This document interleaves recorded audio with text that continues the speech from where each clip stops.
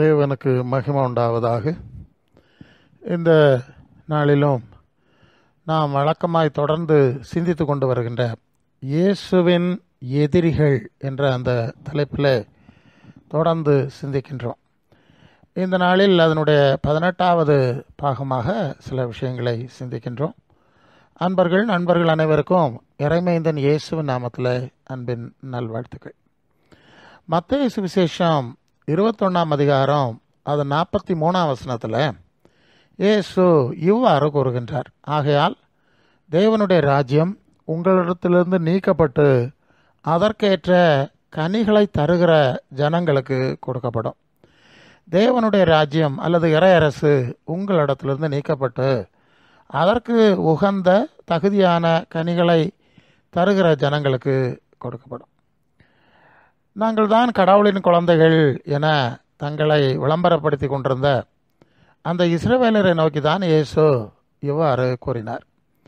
தேவனுடைய ராஜ்யம் அதற்குரிய தகுதியுடையவர், அதற்குரிய கனிகளுடையவருக்கு தான் கிடைக்குமே தவிர ஏதோ ஒரு குறிப்பிட்ட மதவாதிகளுக்கு, ஒரு குறிப்பிட்ட விதமான வழிபாடு செய்கிறவர்களுக்கு, இது போன்ற பிரிவினர்களுக்கு அல்ல, அல்லது இயேசு ஆராதிக்கிறவர்களுக்கோ இயேசு நாமத்தை பயன்படுத்துகிறவர்களுக்கோ கூட இது கொடுக்கப்படும் என்ற ரீதியில் சொல்லாமல் அதற்குரிய தேவனுடைய ராஜ்யத்துக்குரிய தகுதிகள், கனிகள், தன்மைகள் அது யாரிடத்தில் இருக்கிறதோ அவர்களுக்கு தான் கொடுக்கப்படும் என்பதை நாம் இங்கே புரிந்து கொள்கிறோம். அதனால் பலவிதமான இறை நம்பிக்கைகள், வழிபாடுகள், ஆராதனைகள் எல்லாம் உலகத்தில் இருக்குது. இது எதுவும் மனிதனை பரலோக ராஜ்யத்தில் சேர்க்க முடியாது. பரலோக பிதாவாகிய தேவனுக்கு உகந்த தகுதி உள்ளவர்கள் மட்டுமே அந்த எல்லைக்குள் பிரவேசிக்க முடியும், அந்த அனுபவங்களை அடைய முடியுமே தவிர இந்த ஆராதனை, வழிபாடு அது எந்த ரீதியில் வேணாலும் இருக்கட்டும், இது எதுவும் அந்த இறையரசுக்கு நம்மை கொண்டு சேர்க்காது என்பதை நாம் கவனிக்க வேண்டும். யோவான் சுவிசேஷத்தில் 8ஆம் அதிகாரம் 29வது வசனத்தில் இயேசு சொன்ன ஒரு முக்கியமான வசனத்தை நாம் பார்க்கிறோம். அவர் இப்படி சொல்லுகிறார்: என்னை அனுப்பினவர் என்னோட கூட இருக்கிறார்.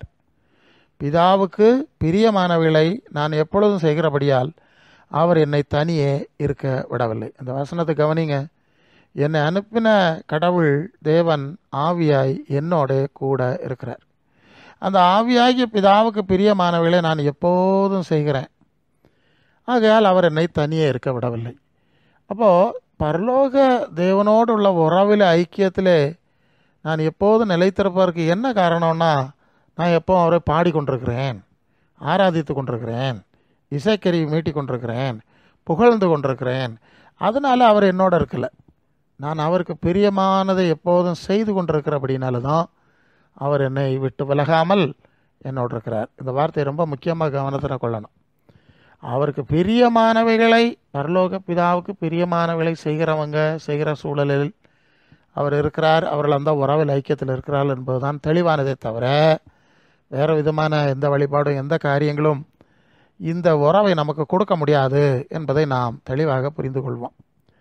யோவான் 4ஆம் அதிகாரம் 24ஆம் வசனத்தில் இயேசு இந்த தொழுகையை குறித்து சொல்லும்போது, தேவன் ஆவியாக இருக்கிறார், அவரை தொழுது கொள்கிறவர்கள் ஆவியோடு உண்மையோடு அவரை தொழுது கொள்ள வேண்டும் என்று சொன்ன ஒரு வசனம் இருக்குது. தொழுகை, ஆராதனை.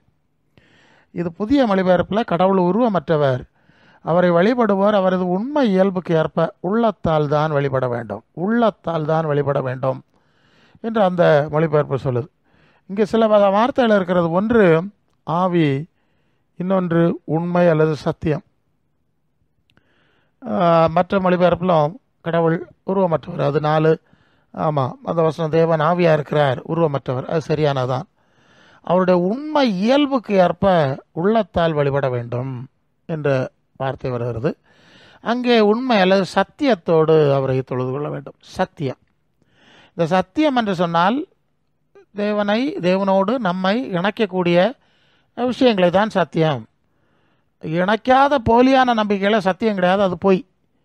ஸோ சத்தியம் எதுவோ, எது சத்தியமோ, எது உண்மையோ, அந்த தன்மையோடு தான் நாம் அவரை தொழுகை செய்ய முடியும், அவரை மகிழ்வுபடுத்த முடியும், அவரோடு ஐக்கியப்பட முடியும் என்பதை நாம் இங்கே புரிந்து கொள்கிறோம். ஏன்னா நீங்கள் இந்த ரோமருக்கு எழுதின நிருபம் 12ஆம் அதிகாரம் 1 வசனத்தில் நம்ம அதை இப்படி வாசிக்கிறோம். அப்படி இருக்க சகோதரரே, நீங்கள் உங்கள் சரீரங்களை பரிசுத்தமும் தேவனுக்கு பிரியமான ஜீவ பலியாக ஒப்புக் கொடுக்க வேண்டும் என்று தேவனுடைய இரக்கங்களை முன்னிட்டு உங்களை வேண்டிக் கொள்கிறேன். இதுவே நீங்கள் செய்யத்தக்க புத்தி உள்ள ஆராதனை. அப்போ புத்தி உள்ள ஆராதனை, புத்தியற்ற ஆராதனை என்று ரெண்டு விஷயம் இருப்பதை இந்த வார்த்தையிலிருந்து புரிந்து கொள்கிறோம். அல்லது சரியான தொழுகை, தவறான தொழுகை என்ற ஒரு நிலையை இங்கே பார்க்கிறோம். அது என்ன? தேவன், பரலோக தேவனுக்கு பிரியமான ஜீவ பலி. ஜீவனா உயிரோட வாழ்ந்து காட்டுகிற, ஆமாம், வாழ்ந்து காட்டுகிற பலியாய் அனுதினமும் அவருக்கேற்ப வாழ்வதுதான் ஒரு புத்தி உள்ள சரியான ஆராதனை. மற்றதெல்லாம் புத்தி இல்லாதது, அறிவில்லாதது, பயன்படாதது, தேவையற்றது என்கிற அடிப்படையில் தான் நாம் இந்த விஷயத்தை நாம் புரிந்து கொள்ள முடிகிறது. இதைத்தான் இயேசு ஏற்கனவே சொன்னார். நான் அவருக்கு பிரியமானதை செய்கிறபடினால் அவர் என்ன தனியாக விடலை. அதே வார்த்தையை தான் இங்கே அவருக்கு தேவனுக்கு பிரியமான ஜீவபலி. பார்த்தீங்களா, ஒரே வார்த்தையினுடைய இணைப்பு. ஆமாம், அவரும் சொல்கிறார் நான் அவருக்கு பிரியமானதுனால என்னோட இருக்கிறார். எப்போதும் பவுலும் சொல்கிறார் அவருக்கு பிரியமானதை நாம் செய்யும்போது தான், செய்யக்கூடிய ஒரு வாழ்வு உடையவர்களாக இருக்கும்போது தான் அவருடைய குழந்தைகளாக அவருடைய உறவில் ஐக்கியத்தில் இருக்க முடியும் என்பதை மீண்டும் இங்கே நாம் தெளிவு பெறுகின்றோம். மற்ற 15:8 இந்த ஜனங்கள் தங்கள் வாயினால் இடத்தில் சேர்ந்து தங்களுடைய உதடுகளால் கனம் பண்ணுகிறார்கள், அவர்கள் இருதயமோ எனக்கு தூரமாய் விலகி இருக்கிறது அப்படின்னு படிக்கிறோம். இந்த ஜனங்கள் வார்த்தையினால பாட்டு பாடுறாங்க, சத்தம் போடுறாங்க, பல காரியெல்லாம் செய்கிறாங்க. ஆனால் மனம் என்னோடு இணைக்கப்படவில்லை. அதான் மன உள்ளத்தால் தான் வழிபட முடியும்னு ஒரு ஒளிபரப்பு வார்த்தையை பார்த்தோம். மனம் என்னோடு இணையவில்லை. என்னுடைய மனசுக்கும் அவங்க மனசுக்கு ரொம்ப வித்தியாசம். இந்த மனம்னு சொன்னால் என்னுடைய சிந்தனை, மனிதருடைய சிந்தனை. மனிதருடைய சிந்தனை, நம்பிக்கை, அறிவு, அது என்னுடைய மன சிந்தனைக்கு வித்தியாசமாக இருக்குது. என்னுடைய மன சிந்தனை வேற, அவங்களுடைய மன சிந்தனை வேற. அது இன்னும் தொடர்ந்து நான் பின்னாலே கொஞ்சம் ஆழமாய் படிக்கிறோம். இது ஒரு முக்கியமான விஷயம். மனம் தூரமாக இருக்கிறதுன்னு சொன்னால் என்னுடைய மனதின் சிந்தனை வேறு, அவருடைய மனதின் எண்ணங்களும் திட்டங்களும் வேறு என்று தான் நாம் இங்கே புரிந்து கொள்ள முடியும். இது ரொம்ப முக்கியமான ஒரு காரியம். ஏனென்றால் பலவேளை ஏதோ மனமுருகி பிரார்த்தனை செய்துவிட்டால் அவர் நம்மை ஏற்றுக்கொள்ளுகிறார் அப்படின்னு நாம் நினச்சிக்கிறோம். ஆனால் இங்கே சொல்கிறார், இல்லை, என்னுடைய மனசுக்கும் உங்களுடைய மனசுக்கும் வித்தியாசம் இருக்குது. அது ஏசாயா தீர்க்கதரிசன புஸ்தகத்தில் 55:8 வந்தோன்னா என்ன வாசிக்கிறோன்னா, என் நினைவுகள் உங்கள் நினைவுகள் அல்ல, உங்கள் வழி என் வழிகளும் அல்ல என்று கர்த்தர் சொல்கிறார். பூமியை பார்க்கலாம் வானங்கள் எவ்வளோ உயர்ந்திருக்கிறதோ அப்படியே உங்கள் வழிகளை பார்க்கலாம் என் வழிகளும், உங்கள் நினைவுகளை பார்க்கலாம் என் நினைவுகளும் உயர்ந்திருக்கிறது, அல்லது அதற்கு வேறுபாடு இருக்கிறது. அப்போ இருதயம் தூரமாக இருக்கிறது என்று சொல்லுகிற இயேசு சொன்ன வார்த்தையும் அவர் விளக்குகிற வார்த்தையும் இந்த வசனத்தை இணைத்து பார்க்கும்போது என்னுடைய மனதின் நினைவு, சிந்தனை, வழி வேற, யோசனை வேற. ஆனால் மனுஷனுடைய வழி வேற, அதுக்கு ரொம்ப இடைவெளி இருக்கிறது என்று குறிப்பிடுகிறதை பார்க்குறோம். ஆக நம்முடைய மனம், நம்முடைய சிந்தனை பரலோக தேவனுடைய மனசோடும் சிந்தனையோடு இணைக்கப்படுவதுதான் சரியான வழிபாடு. இது நம்ம புரிஞ்சுக்குவோம் இல்லையா? நம்முடைய சிந்தனையும் அவருடைய சிந்தனையும் எப்போது இணைகிறதோ அதுவே ஒரு உகந்த வழிபாடு, ஆராதனை, கடவுளோடு நம்ம ஐக்கியப்படுத்துறது. ஆராதனை தொழுகைன்னு சொல்கிறதே கடவுளோடு நம்ம ஐக்கியப்படுத்துகிற ஒரு காரியமாக தான் நம்ம பார்க்குறோம்ல. என்ன காரியங்கள் செஞ்சால், பூஜைகள் செஞ்சால், வழிபாடு செஞ்சால், பாட்டு பாடுனா நாம் கடவுள் நம்மகிட்ட வருவார், நம்மோட ஐக்கியமாவாருங்கிற ரீதியில் தான் இந்த ஆராதனை தொழுகை அமைந்திருக்கிறது.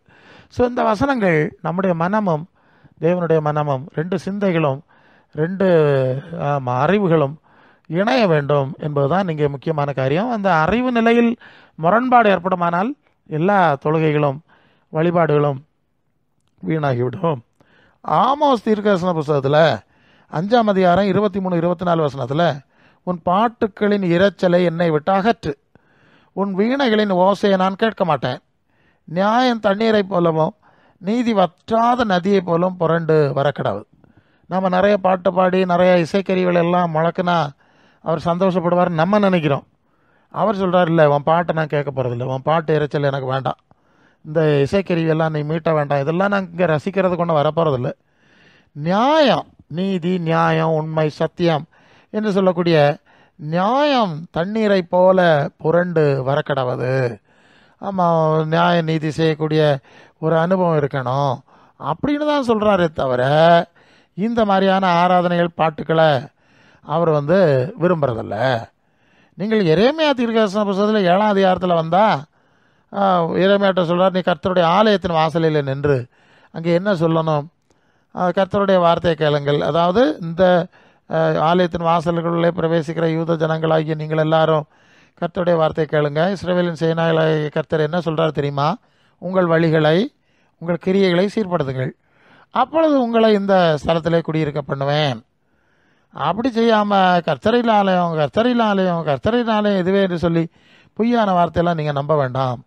உங்கள் வழிகளையும் உங்கள் கிரியைகளை நன்றாக சீர்படுத்தி மனுஷனுக்கும் மனுஷனுக்குள்ள வழக்கை நியாயமாக தீர்த்து பரதேசியும் திக்கற்றவனை விதவை ஒடுக்காமல் குற்றமில்லாத ரத்தத்தை இந்த ஸ்தலத்தில் சிந்தாமலும் உங்களுக்கு கேடு உண்டாக அந்நிய தேவர்களை பின்பற்றாமலும் இருப்பீர்களாயில் அப்பொழுது நான் உங்கள் பிதாக்களுக்கு கொடுத்த தேசமாகி இந்த ஸ்தலத்தில் உங்களை குடியிருக்க பண்ணுவேன். இங்கேயும் நியாயம் வரட்டப்பா, நீதி வரட்டப்பா, சத்தியம் வரட்டும், என் மனசுக்கு பிடித்தமான நீ செய் இல்லையா? நான் என்ன விரும்புவேனோ அதை நீ செஞ்சா நான் உன்னை ஏற்றுக்கொள்வேன். எல்லாம் உன் பாட்டு இறைச்சல் வீண சத்தத்தை ஏற்றுக்கொள்ள மாட்டேன் அப்படின்னு சொல்கிறார். ஆனால் இன்றைக்கி என்ன நடக்குது? இந்த அடிப்படைகளை நம்ம பார்க்க முடியலை. நிறைய பாட்டு பாடணும், அவரை தொழுகை செய்யணும், அவர் ஆராதனை செய்யக்க தான் அவங்க கூடி வருவாங்க. அவர் மற்ற சாமியெல்லாம் அவங்க பூஜை செய்கிறாங்க, ஆராதனை செய்கிறாங்க, வழிபாடு செய்கிறாங்கல்ல. இது மாதிரி நம்ம தேவனுக்கும் ஒரு வழிபாடு வேணும், அப்போ தான் அவர் சந்தோஷப்படுவார், இல்லைன்னா கோவப்பட்டுருவார் என்கிற மாதிரி ஒரு ஆராதனை முறையை தான் ஒரு ஒரு கொள்கையை தான் இவங்க வச்சுருக்கிறாங்க. எபேசியர் 5ஆம் அதிகாரம் 18 - 21 வரை துன்மார்க்கத்துக்கு ஏதுவான மதுபான வரை கொள்ளாமல் தூய ஆவியினாலே நிறைந்து சங்கீதங்களினால் கீர்த்தனைகளினால் ஞான பாட்டுகளினாலும் ஒருவருக்கொருவர் புத்தி சொல்லி கொண்டு, அந்த வார்த்தையை கவனிக்கணும், புத்தி சொல்லி கொண்டு உங்கள் இருதயத்தில் கர்த்தரை பாடி கீர்த்தனம் பண்ணி நம்முடைய கர்த்தராகிய இயேசு கிறிஸ்து நாமத்தினாலே எப்பொழுதும் எல்லாவற்றுக்கும் பிதாவாகிய தேவனை ஸ்தோத்தரித்து தேவ பயத்தோடே ஒருவருக்கு ஒருவர் கீழ்ப்படிந்தீர்கள். இங்கே கவனிக்க வேண்டிய சில வார்த்தை, நம்ம இந்த பாட்டெல்லாம் எதுக்கு பாடுறோம்னா நம்ம பாட்டை அவர் கேட்டுட்டு இருக்க போகிறதில்ல. நீங்கள் என்ன வார்த்தை சொல்லி போயிருந்தாலும் அவர் கேட்க போகிறதும் இல்லை, அதை குறித்து அவர் மகிழ்ச்சி அடைய போகிறதில்ல. ஆனால் இந்த பாட்டுகள் இருக்கக்கூடிய வரிகள், அந்த அந்த செய்தி, நாம் அந்த பாட்டை பாடுறவங்களுக்கும் சரி தான், மற்றவங்களுக்கும் சரி தான், புத்தி சொல்லக்கூடியது. இந்த பாட்டை கேட்குறவங்களுக்கும் அதில் ஒரு புத்தியுள்ள வார்த்தைகள் இருக்கும், பாடுறவங்களுக்கும் தங்களுக்கு தாங்களே புத்தியுள்ள வார்த்தை இருக்கும். இப்போ தேவனின் ஆலயமே, பரிசுத்த ஆலயமே, மகிமையின் ஆலயமே, நாமயவாலயமே, இந்த பாட்டை எடுத்துக்கிட்டா இந்த பாட்டு பாடுறவங்களுக்கும் ஒரு உணர்வு புத்தி வருது, அது கேட்குறவங்களுக்கும் புத்தி வருது இல்லையா? அப்போ இந்த பாட்டுள்ள வரிகள் மற்றவங்களுக்கு புத்தி சொல்லுது, நமக்கும் புத்தி சொல்லுது. சில வரிகள் விசுவாசத்தை உறுதிப்படுத்துது, நம்பிக்கையை ஊட்டுது. ஆக நம்முடைய மனசுக்கு, நம்ம சூழ்ந்திருக்கிற நமக்கு பக்தி விருத்தி உண்டாக்கக்கூடிய ரீதியில் தான் இந்த காரியம் அமைதே தவிர, இதுதான் அதுக்கு அடிப்படை. அப்புறம் தேவ பயம் இல்லையா? தெய்வ பயத்தை உண்டாக்குற காரியங்களும் அந்த பாட்டில் உள்ள வரிகள், காரியங்கள் பயபக்தியை உண்டாக்கலாம். இந்த அடிப்படையை சார்ந்து தான் ஆராதனை அமையணுமே தவிர வெறுமனே இந்த வாய்ஜாலம் இல்லையா, வாய்ஜாலம், வாய்ப்பாட்டு, வாயில் சொல்கிற காரியம் என்கிறது மட்டும் அது ஒரு ஆராதனை அமைந்து விட முடியாது என்கிறது நாம் புரிகிறோம்.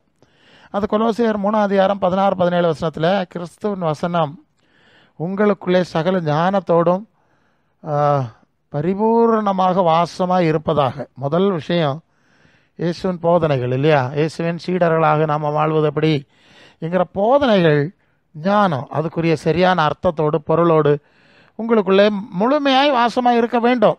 அதுக்கு பிறகுதான் சங்கீதம், கீர்த்தனைகள், ஞான பாட்டுகள்னாலும் மீண்டும் ஒருவருக்கு ஒருவர் புத்தி சொல்லி இருதயத்தில் கர்த்தரை பயபக்தியுடன் பாடி. ஆமாம், பார்த்தீங்களா, முதல்ல தேவ சித்தமான காரியங்கள் அல்லது இயேசுவன் உபதேசம் சிசத்துவத்துக்கான காரியங்கள் நிலைத்திருக்க கிடவது. அதுக்கப்புறம் அதே காரியத்தை தான் நீங்கள் மற்றவர்களுக்கும் புத்தியாய் உங்கள் பாட்டில் உள்ள வார்த்தைகளில் பயன்படுத்தி பாடுங்கள். வார்த்தையினாலாவது கிரியையினாலாவது எதை செய்தாலும் இயேசுவன் நாமத்தினால செய்யணும். நம்ம பேசுகிற விஷயங்களாக இருந்தாலும், நம்ம செய்கிற காரியங்களாக இருந்தாலும் அது இயேசு கிறிஸ்துவனுடைய சுவிசேஷத்துக்கு உட்பட்டது. இயேசுவின் நாமத்திலே செய்துன்னா இயேசு சொன்னவைகள், இயேசு காட்டியவைகள், அவருடைய நாமத்துக்கு அடுத்தவைகள், அதுக்கு உட்பட்டவைகள், அதுதான் அந்த வார்த்தையினுடைய அர்த்தம். செய்துன்னு தான் இருக்குது, நாமத்தினாலே செய்து. அப்போ நம்ம செய்யக்கூடிய செயல்பாடுகளை அது குறிக்கிறது. அப்போ இயேசு நாமத்துக்கு உட்பட்ட செயல்பாடுகள். அவர் முன்னிலையாய் பிதாவாகி தேவனே ஸ்தோத்திரங்கள். இதுதான் ஆராதனையினுடைய ஒரு நல்ல வடிவமாக இருக்கும் என்பதை நாம் அறிஞ்சிருக்கணும். இது ஒன்றுமே இல்லாமல் சும்மா வந்து பாடுறதும் ஆடுறதும் கையடிக்கிறதும் காலடிக்கிறதும் தெய்வ சித்தம் தெய்வ ஞானம் சுவிசேஷம் ஒன்றுமே கிடையாது. அதை வந்து அப்படி ஒரு வழிபாடு முறையை தேவன் ஏற்பதில்லை என்பதை நான் அறிஞ்சிருக்கணும். இந்த மாதிரியான ஆராதனை என்பது, இந்த ஆராதனைன்னு சொல்கிறதே அந்த மனித ஆத்மாவை, நம்முடைய ஆத்மாக்களை தேவனுக்கு ஏற்ப தகுதிப்படுத்துகிறடைய காரியம் இல்லையா? மனசை பண்படுத்துறது. இப்போ தொழுகைன்னு சொன்னோடனே கொஞ்சம் நேரம் பாட்டு வச்சு 2-3 பாட்டெல்லாம் பாடினா தான் இவங்களுக்கு மைண்டு கான்சன்ட்ரேட் ஆகும், கொஞ்சம் சீர்படும், ஒரு உணர்வு வரும், அந்த மனசு ஒரு பக்தி நிலைமைக்குள்ளே வரும். அப்படின்னு தான் சில பாட்டுகள்லாம் முதலாவது 2-3 பாட்டுகள்லாம் பாடுறது நம்முடைய மனசை சரிப்படுத்துறது, கடவுளை சந்தோஷப்படுத்துறதுக்குன்னு நம்ம தப்பாக நினச்சிக்கிறோம். அவர் இதெல்லாம் கேட்டு நீ பாடுறதுனால சந்தோஷப்பட போகிறதும் கிடையாது, நீ பாடாமல் இருக்கிறனால அவர் சங்கடப்பட போகிறதும் கிடையாது. நம்முடைய மனசை தேவனோடு இணைக்க உகந்த ஒரு பண்படுத்தல் கொண்டு வர்றது தான் இந்த காரியம் செய்யுது. சில சபைகளில் பார்த்தோன்னா பாவி பாட்டு, நான் பாவிதான் ஆனாலும் நீ மாசற்ற ரத்தம் சிந்தி நீர்னு பாடுவாங்க. இது மாதிரி நான் பாவிதான் நான் பாவிதான், இப்படி பாவின்னு பாடிக்கிட்டு இருந்தால் அவர் சந்தோஷப்படுவாரா? இது இன்னொரு டைப்பு. நாம் பாவின்னு பாடிட்டா அவர் சந்தோஷப்பட்டுருவார், புகழ்ந்து பாடிட்டா சந்தோஷப்பட்டுருவார். உயிரே தயிரே, ஆமாம் அது தாய்மடியில் தவழுகின்ற குழந்தையை போல, தேவகுமாரா கொஞ்சம் இப்படியெல்லாம் பல நூதனங்கள்லாம் இருக்குல்ல. இவங்கெல்லாம் யாருன்னு சொன்னால், இவங்க யாரும் பரலோக பிதாக சித்தம் செய்ய மாட்டாங்க, அவருக்கு பிரியமானது ஒன்றும் சிந்திக்க மாட்டாங்க. இப்படிப்பட்ட ஆளுகள் இப்படி கவிஞர்கள் மாதிரி சர்க்கரை பொந்தலில் தேன்மலை பொழிகிறது இந்த மாதிரி. இவங்க வந்து கவிஞர்கள் இல்லை, இவன் பாடி பொழுதுபோக்குறவன், இவனுக்கும் தெய்வத்துக்கும் சம்மந்தம் கிடையாது. நம்ம தொடர்ந்து அதை பார்க்க போகிறோம். ஸோ இதெல்லாம் வீணானது. இப்போ மற்ற 7ஆம் அதிகாரம் 21 23 வரை ஆண்டவர் சொல்லுவார், பரலோகத்தில் இருக்கிற என் பிதாவின் சித்தப்படி செஞ்சவன் தான் பரலோகத்துக்கு வருவான். ஓகே, அது அடிக்கடி பார்க்குற வசனம். என்னை கத்தாவின்னு ஆராய்ச்சிருவான், பேவரட்டுவான், நோய் போக்குவான், இப்படியெல்லாம் செஞ்சவனை நான் அக்கிரம செய்காரன்னு சொல்லிடுவேன். அப்போ பரலோகத்தில் இருக்கிற பிதாவாக இதனுடைய சித்தம் செய்கிறதுனாலே ஒரு சரியான தொழுகையாக இருக்க முடியும். தொழுகையினுடைய ஆழம் அதுவாக தானே இருக்கணும். அவருடைய சித்தம் செய்வது, அவருக்கு விருப்பமானது செய்வது, இந்த அடிப்படையில் தான் நம்ம சிந்திக்கணும். அதான் ஏசு சொல்லிட்டார்ல, நான் அவருக்கு பிரியமானது செய்கிறதுனால என்ன தனியாக விடலை. இதை நாம் இந்த நாட்களை மிகச்சரியாய் புரிந்து கொள்ள வேண்டும். அப்போ பரலோக தேவனுடைய சித்தம் செய்தவர்களுக்கு மட்டும்தான் இந்த இறையரசு கிடைக்கும். அது இயேசு ஆராதிக்கிறதுனாலும் சரி, இன்னும் தெளிவாக சொன்னால் பிதாவை ஆராதிக்கிறேன்னு சொன்ன பாட்டு பாடி ஆராதிக்கிறேன்னு சொன்னால் கூட அவர்கள் அதை அடைய முடியாது என்பதுதான் உண்மை. ஆகவே இதை குறித்து நாம் தெளிவுடன் இருக்க வேண்டும். 2 கொரிந்தியர் 4ஆம் அதிகாரம் 4ஆம் வசனத்தில் தேவனுடைய சாயலாக இருக்கிற கிறிஸ்துவின் மகிமையான சுவிசேஷத்தின் ஒளி அவிசுவாசிகளாகி அவர்களுக்கு பிரகாசமாக இராதபடிக்கு இப்பிரபஞ்சத்தின் தேவனானவன் அவருடைய மனக்கண்களை குருடாக்கினான். இங்கே நல்ல கவனிங்க, தேவனுடைய சாயலை நமக்கு கற்றுக் கொடுக்கிற சுவிசேஷம். இந்த சுவிசேஷத்தை மற்றவர்கள் புரிந்து கொள்ள முடியாதபடி இப்பிரபஞ்சத்தின் தேவனானவன் அவங்க மனசை குருடாகிறான் இல்லையா? இப்போ 2 தேவன், ஒன்று பரலோகத்தின் தேவன், இன்னொன்று பூலோகத்தின் தேவன். இந்த பிரபஞ்சத்து தேவனுடைய சித்தம் கிறிஸ்துவின் சுவிசேஷத்துக்கு எதிரானது. அதுதான் அந்த வசனத்தில் புரிகிறோம். சுவிசேஷத்துக்கு எதிரானது, சுவிசேஷத்தை நமக்கு அறிக்கைய அந்த பரலோக பிதாவுக்கு எதிரானது. அப்போ கிறிஸ்துவின் சுவிசேஷத்துக்கு எதிரானது தான் இந்த பிரபஞ்ச தேவனுடைய உலக சித்தம் என்பதை இங்கே மனசில் வைக்கணும்.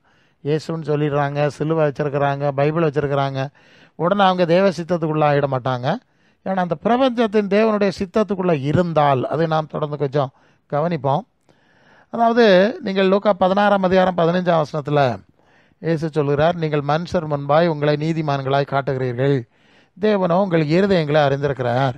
மனுஷருக்குள்ளே மேன்மையாக எண்ணப்படுகிறது, தேவனுக்கு முன்பாக அருவருப்பாக இருக்கிறது. இங்கே மனுஷருக்கு முன்பாய் மேன்மை, தேவனுக்கு முன்பாய் மேன்மை, அந்த 2 உள்ள வேறுபாடு. மனுஷருக்கு முன்பாய் புகழாய் மேன்மையாய் மதிப்பாய் மரியாதையாய் கருதுகிற விஷயம் எல்லாம் பரலோக தேவனுடைய பார்வையில் வெறுப்பாக இருக்குது, அருவருப்பாக இருக்கிறது, எதிராக இருக்கிறது. இதுதான் ரொம்ப முக்கியமாக மனசில் வைக்கணும். இந்த உலகத்தில் மேன்மையாக எண்ணப்படுகிற பல ரீதி காரியங்கள் இருக்கலாம், அந்த மாதிரியான விஷயங்கள் பரலோக தேவனுக்கு முன்பாக அருவருப்பாக இருக்கிறது. இது ஒன்றுக்கொன்று பரலோக தேவனுடைய விருப்பமும் பூலோக தேவனுடைய விருப்பமும் ஒன்றுக்கொன்று எதிராக இருக்கிறது என்பதை நாம் இங்கே புரிந்து கொள்கிறோம். அதாவது இந்த சாத்தானின் ஆட்சியில் இருக்கக்கூடிய இந்த உலகின் மனிதர்களுக்குள், சாத்தான் ஆட்சியில் தானே இருக்கும் உலகம். அப்போ இந்த மனிதர்களுக்குள் மேன்மை எண்ணப்படுறதெல்லாம் சாத்தானை திருப்திப்படுத்துகிற மாதிரி தானே இருக்கும். அதுதானே உண்மை. இதெல்லாம் பரலோக தேவனுக்கு முன்பு வெறுப்பாக இருக்கிறது. எபேசியர் 2:2 நீங்கள் முற்காலத்திலே உலக வழக்கத்துக்கு ஏற்றபடி கீழ்ப்படியாமையின் பிள்ளைகளிடத்தில் இப்பொழுது கிரியை செய்கிற ஆகாயத்து அதிகார பிரபுவாகிய ஆவிக்கு ஏற்றபடி நடந்து கொண்டீர்கள். இங்கே அதாவது உலக வழக்கத்தின்படியாய் நடக்கிறவர்கள், அவங்களுக்குள்ள என்ன இருக்குது? கீழ்ப்படியாமை தேவனுக்கு, பரலோக தேவனுக்கு கீழ்ப்படியாம நடக்கிறவங்களுக்குள்ள இந்த உலகத்தின் அதிபதி ஆகிய பிசாசு செயல்படுது. பரலோக தேவனுக்கு கீழ்ப்படியாதவர்களுக்குள்ள பூலோக தேவனின் ஆவி செயல்படுது. சரியா? பூலோக தான் ஆகாயத்து அதிகார பிரபு. இது பூலோக தேவனுடைய ஆவி செயல்படுது. அவர்கள் இந்த பூலோக வழக்கப்படி தான் சிந்திப்பான், செயல்படுவாங்க. அப்போ பூலோக வழக்கப்படி சிந்திக்கிறவங்க, செயல்படுறவங்க, அவங்க எந்த மார்க்கத்தை சேர்ந்தவங்களாக இருந்தாலும், எந்த மாதிரியான வழிபாடெல்லாம் செஞ்சாலும் அவர்கள் பரலோக தேவனுக்கு உகந்தவர்களாக காணப்பட மாட்டார்கள், மாற மாட்டார்கள் என்பதை இங்கே முக்கியமாக கவனத்தில் கொள்ளணும். 1 யோவான் 4:5-6 1 யோவான் 4:5-6 அவர்கள் உலகத்துக்குரியவர்கள் ஆகையால் உலகத்துக்குரியவர்களை பேசுகிறார்கள், உலகம் அவர்களுக்கு செவி கொடுக்கும். நாங்கள் தேவனால் உண்டானவர்கள், தேவனை அறிந்தவன் எங்களுக்கு செவி கொடுக்கிறான், தேவனால் உண்டாயிராதவன் எங்களுக்கு செவி கொடுக்கறதில்லை. இதனாலே சத்திய ஆவி இன்னதென்றும் வஞ்சக ஆவி இன்னதென்றும் அறிந்திருக்கிறோம் அப்படின்னு பார்க்குறோம். என்ன புரிகிறோம்னா, பரலோக தேவனுக்குரியவர்கள் பரலோக சத்திய ஆவியின் ஆளுகையில் இருக்கிறாங்க. அவர்கள் மட்டுமே பரலோக தேவனுக்குரியவர்களை ஏற்றுக்கொள்வார்கள். ஏன்னா அவங்க சத்திய ஆவி அவங்களுக்குள்ளே இருக்குது, அவங்க பரலோக தேவனுக்குரியவர்கள். அதனால்தான் தேவன் தமக்கு கீழ்ப்படுகிறவர்களுக்கு ஆவியை கொடுத்தார். நம்ம அது அப்போஸ்தலர் 5:32 15:8 போன்றவைகளை நான் வாசிக்கிறோம். அவர் சாட்சி கொடுக்கிறார். அவர்கள் பரலோக தேவனுக்குரியவர்களை ஏற்றுக்கொண்டுருவார்கள். ஆனால் இந்த உலகத்தின் மோசடி ஆவியின் பிடியில் இருக்கிறவர்கள் இந்த உலகத்துக்குரியவர்களை மட்டுமே ஏற்றுக்கொள்வார், பரலோக தேவனுக்குரியவர்களை ஏற்க மாட்டார். ஆனால் உள்ள வேற ஒரு ஆவி இருக்குது, உலகத்தின் ஆவி இருக்குது. நீங்கள் எத்தனை பிரசங்கம் பண்ணாலும் என்ன சொன்னாலும் அவங்களுக்கு மனசு அந்த பக்கம் வராது, ஏற்றுக்கொள்ள மாட்டார்கள் என்பதை நாம் இங்கே புரிந்து கொள்ள முடியும். எனவே தான் இந்த உலகுக்கு உரியவர்கள் இந்த உலகுக்கு உரியவளை மட்டும்தான் பேசுவாங்க. இந்த உலகத்துக்குரியவங்க உலகத்துக்குரியதை மட்டும்தான் பேசுவாங்க. அவைகளை இந்த உலகத்துக்குரியவர்கள் தான் விரும்பவும் செய்வார்கள் இல்லையா? உலகத்துக்குரியவன் பேசுகிறது உலகத்துக்குரிய தான் பேசுவான், உலகத்துக்குரியவங்க அதை விரும்புவாங்க. ஆனால் பரலோகத்துக்குரியவர்கள் பரலோகத்துக்குரிய தேவனுக்குரியவளை பேசுவாங்க, பரலோக தேவனுக்குரியவள் அதை விரும்புவாங்க. இப்போ இந்த 2 ஆவி, 2 விதமான மனிதர்களை நாம் புரிந்து கொள்கிறோம். அது 1 கொரிந்தியர் 2:12 நாங்களோ உலகத்தின் ஆவியை பெறாமல் தேவனால் எங்களுக்கு அருளப்பட்டவர்கள் அறியும்படி தேவனிடமிருந்து புறப்படுகிற ஆவியை பெற்றோம். இப்போ 2 ஆவி இருக்குது, ஒன்று தேவனிடத்திலிருந்து வந்தது, அதனால் அவர் சொல்கிறது எங்களுக்கு புரியுது, நாங்கள் அதை ஏற்றுக்கொள்கிறோம், எங்களுக்கு அது புரிகிறது அப்படிங்கிறார். அப்போ இன்னொரு ஆவி இருக்குது, அது இந்த உலகத்தின் ஆவி, அது வேற ஆவி. அந்த ஆவியை பெற்றவர்கள் அந்த ஆவிக்கு செயல்படுவாங்க. நம்ம பார்த்துட்டோம். அது 1 கொரிந்தியர் 2:13-14 வாசித்தா, அவைகளை நாங்கள் மனுஷ ஞானம் போதிக்கிற வார்த்தைகள் பேசாமல் பரிசுத்த ஆவி போதிக்கிற வார்த்தைகளால் பேசி ஆவிக்குரியவளோட சம்மந்தப்படுத்தி காண்பிக்கிறோம். ஜென்ம சுவாபமுள்ள மனுஷன் தேவனுடைய ஆவிக்குரியவளை ஏற்றுக்கொள்ள மாட்டான், அவைகள் அவனுக்கு பைத்தியமாய் தோன்றும். அவை ஆவிக்கு ஏற்ற பிரகாரமாய் ஆராய்ந்து நிதானிக்கப்படுகிறவர்களானதால் அவைகளை அறிய மாட்டான். இங்கே ஜென்ம சுவாபமுள்ள மனுஷன் யார்? உலக சிந்தை, உலகத்தில் கிடக்கிறவன் இந்த ஆவிக்குரிய பரலோக காரியத்தை ஏற்றுக்கொள்ள மாட்டான். அதில் அவனுக்கு பைத்தியக்காரத்தனமாக தெரியும். அவனுக்குள்ளே தான் வேறு ஆவி இருக்குல்ல, அதை நம்ம பார்த்துட்டோம். இப்படி ஒரு நிலை இருக்கிறது. அப்போ பரலோக தேவனுக்குரியவைகளை பூலோக தேவனுக்குரியவைகளை ஏற்க மாட்டார்கள். 2 தேவன் அல்ல, பரலோக தேவனுக்குரியவைகளை பூலோக தேவனுக்குரியவைகளை ஏற்க மாட்டார்கள். இனி பூலோக தேவனுக்குரியவர்கள் பரலோக தேவனுக்குரியவர்களை ஏற்றுக்கொள்ள மாட்டார்கள். 2 இப்படி தான் இருக்குது. இதெல்லாம் அவைகளுக்கு பைத்தியமாய் தெரியும். ரோமர் 12:2 நீங்கள் இந்த பிரபஞ்சத்துக்கு ஒத்த வேஷம் தெரியாமல் தேவனுடைய நன்மையும் பிரியமும் பரிபூர்ணமான சித்தம் என்னதென்று பகுத்தறியத்தக்கதாய் உங்கள் மனம் புதிதாகிறதுனாலே மறு ரூபமாகுங்கள். ஏற்கனவே அவர்கள் வாயினால் என்னிடத்தில் சேர்ந்து உதடுகளால் கனம் பண்ணுறாங்க, மனசு என்னை விட்டு விலகி இருக்கிறதுன்னு சொன்னார். மனம் அப்போ அவருடைய சிந்தையும் நம்முடைய சிந்தையும் மேட்ச் ஆகலை. இங்கே அதான் பார்க்குறோம். நீங்கள் இந்த பிரபஞ்சத்தின் தேவனுக்கு ஏற்றபடி பிரபஞ்சத்தின் வழக்கத்தின்படி மரபுகளின்படி நீங்கள் நடந்தீர்களானால் நீங்கள் பரலோக தேவனுடைய மனசு உங்களோட இணையாது. அப்போ தேவனுடைய பார்வையில் நன்மை என்னது, பிரிய என்னது, பரிபூர்ணமான சித்தம் என்னதென்று பகுத்து பார்க்கணும். அப்படி தான் மனசு புதுசாகணும். அப்போ நம்முடைய மனசு பரலோக தேவனுக்கு ஏற்ற சிந்தனைகளையும் அறிவுகளையும் புரிந்து கொள்ளக்கூடிய தன்மைக்குள் வரும்போது தான் நம்முடைய மனசு பரலோக தேவனோடு இணைக்கப்பட முடியும். அது இணைக்கப்படாமல் நீங்கள் எத்தனை பாட்டு பாடினா என்ன, கையை காலை உதறினா என்ன, அந்நிய பாஷை பேசினா என்ன, இன்னும் ஆராதனை தொழுக அது இதுன்னு என்னவெல்லாம் நீங்கள் செஞ்சாலும் உங்கள் மனசு தான் அவருக்கு மனசோட இணையலையே. உங்கள் சிந்தைக்கும் அவருடைய சிந்தனைக்கும் தொடர்பு இல்லையே. பிறகு நீங்கள் இதெல்லாம் செய்து தன்னத்துக்கு சகலம் வேஸ்ட் ஆயிடும். அப்போ இன்றைக்கு நான் பார்க்குறது இந்த வீணாராதனைகளை தான் பார்த்துட்டு இருக்கிறோம். சிந்தைகள் இணையவில்லை. தேவனுடைய சிந்தையும் மனுஷனுடைய மனசிந்தையும் இணையலை. இது பூலோக சிந்தையில் இருக்குது, அது பரலோக சிந்தையாக இருக்குது. ஸோ இது வீணான ஆராதனை. இப்படிப்பட்டவர்கள் பரலோக ராஜ்ய அனுபவத்தை அடைய முடியாது. அதான் இது ஒரு கனி. அதற்கேற்ற கனி உடையவர்கள் தான் பிரவேசிப்பார்கள் ஆண்டவர் சொன்னார்ல. ஒரு கனி 2 சிந்தையை இணையலைன்னா இவன் அங்கே போக மாட்டான். புரிஞ்சுக்குங்கிறேன். ஸோ இந்த பிரபஞ்சத்தின் தேவனுக்குரிய அவனது உலக வழக்கத்தின்படியெல்லாம் வாழக்கூடாது. மாறாக பரலோக தேவனுடைய பார்வையில் சிறப்பு நன்மை என்னன்னு பார்த்து அப்படியே சிந்திச்சு அதற்கேற்றபடி நான் வாழ வேண்டியது அவசியமான காரியம். இப்படி வாழ்கிறவங்க மட்டும்தான் பரலோக தேவனுக்கு ஏற்ற கனி கொடுக்கிறவர்கள். கனி கொடுக்க முடியும். அவர்கள் தான் அந்த ராஜ்யத்தில் பிரவேசிக்க முடியும். யோவான் 15:4-5 இயேசு சொல்கிறார், என்னிலே நிலைச்சிருங்க, நானும் உங்களிலே நிலைச்சிருக்கிறேன். கொடியானது திராட்சை செடியிலே நிலைச்சிராவிட்டால் அது தானாக கனி கொடுக்க மாட்டாது போல நீங்களும் என்னில் நிலைத்திராவிட்டால் கனி கொடுக்க மாட்டீர்கள். நானே திராட்சை செடி, நீங்கள் கொடிகள். ஒருவன் என்னிலும் நான் அவனிலும் நிலைத்திருந்தால் அவன் மிகுந்த கனிகளை கொடுப்பான். என்ன இல்லாமல் உங்களால் ஒன்றும் செய்யக்கூடாது அப்படின்னு சொல்கிறார். இங்கே என்னில் நிலைத்திருங்கள், இயேசுவின் வார்த்தை மாதிரியிலே நிலைச்சிருங்கள்ங்கிறத நாம் தொடர்ந்து பார்க்குறோம். அதான் சீஷத்துவத்தை தான் நாம் முக்கியப்படுத்தி பார்க்குறோம். அப்படி என்னோடு ஒரு இணைப்பில் இருந்தால் தான் நீங்கள் எனக்கேற்ற கனி, என்னை அனுப்பின பிதாவுக்கு ஏற்ற கனி கொடுக்க முடியும். இல்லைன்னா கனி கொடுக்க மாட்டீர்கள். சரியா? அதான் இயேசு ஆராதனை வேறு, இயேசுவின் சீஷத்துவம் வேறுன்னு சொல்கிறது. இயேசுவின் சீஷத்துவத்தில் இருந்தால் தான் கிறிஸ்துவுக்கு ஏற்ற தேவனுக்கு ஏற்ற கனி கொடுக்க முடியும். என்னில் நிலைத்திருந்தால் கனி கொடுப்பான், இல்லைன்னா கனி கொடுக்க முடியாது. நான் இல்லாமல் உங்களால் ஒன்றும் செய்ய முடியாது. என்னோடு உறவில் ஐக்கியத்தில் இருங்கள். யோவான் 15:8 நீங்கள் மிகுந்த கனிகளை கொடுப்பதனால் என் பிதா மகிமைப்படுவார், எனக்கு சீஷராக இருப்பீர்கள். இந்த வசனத்தை நீங்கள் என்னுடைய சீஷத்துவத்தில் நடக்கும்போது தான் என் பிதாவுக்கு ஏற்ற கனி கொடுப்பீர்கள். என் பிதாவுக்கு ஏற்ற கனி கொடுக்கும்போது தான் என்னுடைய சீஷத்துவத்தில் நிலைத்திருக்கிறீர்கள் என்று ஒரு நல்ல விளக்கத்தையும் இயேசு கொடுப்பதை நாம் பார்க்குறோம். இப்படி இல்லாமல் பரலோக தேவனுக்கு கனி கொடுக்க முடியாது, இயேசு ஆராதனைக்காரர்களால் கனி கொடுக்க முடியாது, அவர்கள் பரலோக ராஜ்யத்தையும் சுதந்திரிக்க முடியாது. யாக்கோபு 1:27 திக்கற்ற பிள்ளைகள் உதவிகள் படுகிற உபத்திரவத்தில் அவர்களை விசாரிக்கிறது, உலகத்தால் கரைபடாதபடிக்கு தன்னை காத்து கொள்கிறதுமே பிதாவாகி தேவனுக்கு முன்பாக மாசு இல்லாத சுத்த பக்தி. அப்போ இங்கே மாசு இல்லாத பிதாவாகி தேவனுக்கு முன்பு மாசு இல்லாத சுத்த பக்தி எதுன்னு கேட்டால் உலகத்தால் கரைபடாமல் இருக்குது. ரொம்ப முக்கியமான வார்த்தை. உலகத்தில் கரைபடுறவங்க தேவனுக்கு உகந்த பக்திமான்கள் அல்ல. இதுதான் கரைனா என்னது? ஒரு உலகத்தோடு நாம் நெருங்கி ஒட்டும்போது அந்த கரை, அந்த இது நம்ம உடல்லையும் நம்முடைய உடையிலையும் படுது. கரைன்னா அழுக்குன்னா கழுவிடலாம், கரை போகாது. அப்போ அந்த உலகத்தை கரைன்னு சொல்லியிருக்கு. கிட்ட போயிடாத, அந்த பக்கத்தில் போயிடாத, அது உன் மேலே ஒட்டிச்சு அதை அப்புறம் ஈஸியாக எடுக்க முடியாது, அவ்வளோ கடினமான ஒன்று என்கிற அர்த்தத்தில் இருக்குது. அப்போ இப்படி உலக நேசம், உலக ஆசீர்வாதம், ஆனால் உலகத்தோட கூத்தடிக்கிறவர்கள் எவ்வளோ கரப்பட்டவங்க, இவங்க எப்படி பரலோக தேவனுக்கு பிரியமான பக்திமானவர்களாக இருப்பாங்க? அப்படி இல்லாதவர்கள் எப்படி அந்த ராஜ்யத்துக்கு போக முடியாது இல்லையா?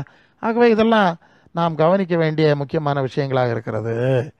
யோவான் 16:33 அவர் சொல்கிறார், என்னிடத்தில் சமாதானம் உண்டாயிருக்கும் போது உங்களுக்கு சொன்னேன், உலகத்தில் உங்களுக்கு உபத்திரம் உண்டு, ஆனால் திடன் கொள்ளுங்கள், நான் உலகத்தை ஜெயித்தேன். ஏசு சொல்கிறார், நான் உலகத்தால் கரப்படவும் இல்லை, உலகத்துக்கு சரணடையவும் இல்லை, ஜெயித்தேன். சிலுவைக்கு போய் தான் மரித்திருக்கிறார் என்றாலும் கூட உலகத்துக்கு சரணடையவில்லை என்பதை தெளிவாக குறிப்பிடுகிறதை நாம் பார்க்கிறோம். எபேசியர் 4:17 நான் கர்த்தருக்குள் நான் உங்களுக்கு சாட்சியாக சொல்லி எச்சரிக்கிறது என்ன தெரியுமா? நான் உங்களை ரொம்ப திட சாட்சியாக எச்சரிக்கிறது என்னன்னா, மற்ற பிரஜாதிகள் தங்கள் வீணான சிந்தையில் நடக்கிறது போல நீங்கள் இனி நடவாமல். சரியா? நீங்கள் இனி நடக்கக்கூடாது, ஏன்னா கரைப்பட்டுருவீங்க. மற்ற பிரஜாதியர் உலகத்தோட கரையில் இருக்காங்க, நீங்கள் அது மாதிரி நடக்கப்படாது. இனி நடந்துடாதுங்க, அது கரையாயிரும், தேவனிடத்துலேருந்து உங்களை பிரித்து விடும். பிலிப்பியர் 2:15 கோணலும் மாறுபாடுமுள்ள சந்ததியின் நடுவில் குற்றமற்றவர்களும் கபடற்றவர்களும் தேவனுடைய மாசற்ற பிள்ளைகளாக இருக்கும்படி எல்லாவற்றையும் முறுமுறுப்பு இல்லாமல் தர்க்கப்பு இல்லாமல் செய்யுங்க. நீங்கள் இருக்கிறது கோணல்மான நிலையில் தான் இருக்கிறீங்க. நீங்கள் அவர்கள் நடுவில் கரையற்றவர்களாக இருக்கணும், குற்றமற்றவர்களாக இருக்கணும், மாசற்ற பக்தி உள்ளவங்களாக இருக்கணும். அப்போ உலக நேசம் இருக்கப்படாது. அதுதான் அதுக்கு பொருள். உலகத்தோட ஐக்கியம் இல்லை, நேசம் இல்லை, உலக ஆசீர்வாத கொள்கையெல்லாம் ஏற்றுக்கொள்ளலை. அப்படிப்பட்ட நிலையில் இருந்தால் தான் பரலோக பிதாவுக்கு ஏற்ற கனி உடைய தன்மையிலே நீங்கள் இருக்க முடியும். அது கவனத்தில் கொள்ளுங்க. எபேசியர் 5:9-11 வர ஆவியின் கனி சகல நற்குணம், நீதி, உண்மையில் விளங்கும். கர்த்தருக்கு பிரியமானது என்று சோதித்து பாருங்கள். கனியற்ற அந்தகார கிரிகளுக்கு உடம்படாமல் அவைகளை கடிந்து கொள்ளுங்கள். அப்போ இந்த ஆவியின் கனி தூய ஆவி இருக்குது. தூய ஆவி இருக்குன்னா நல்ல குணங்கள் இருக்கணும், நீதி இருக்கணும், உண்மை இருக்கணும். கலாத்தியர் 5:22 ஆவியின் கனியும் அன்பு, சந்தோஷம், சமாதானம், நீடிய பொறுமை, தயவு, நற்குணம், சாந்தம், விசுவாசம், 9 குணத்தில் சொல்லியிருக்கு. இப்போ ஆவியின் கனின்னு சொன்னாலே இந்த குணங்களை தான் குறைக்குது.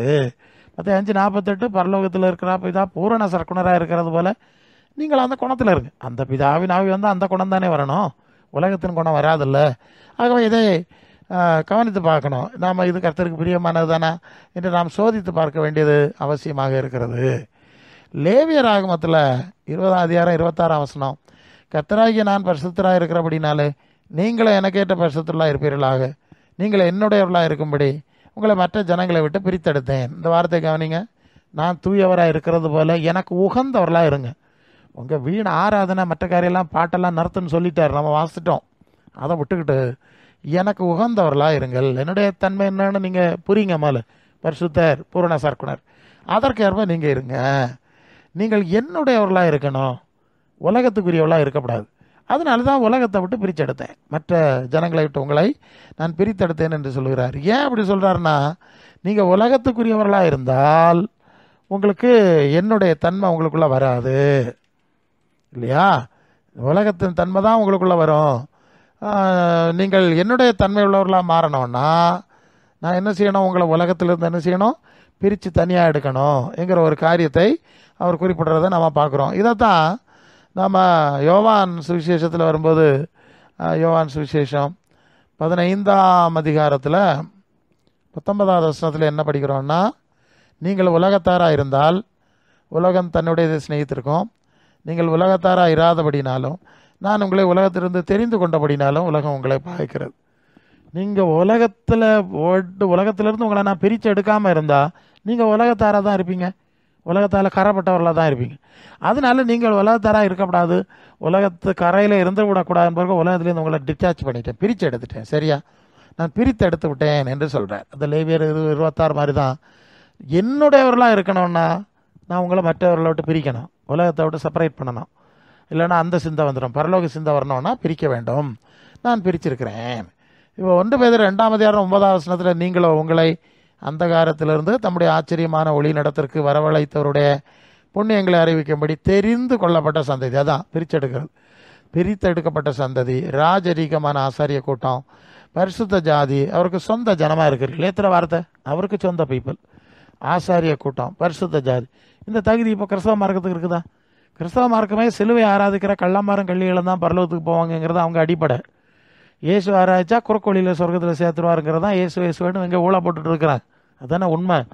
வேற ஒரு நீதியோ நியாயமோ பரிசுத்தமோ தேவ சாயலுக்குள்ளே ஒன்றும் கிடையாது இல்லையா?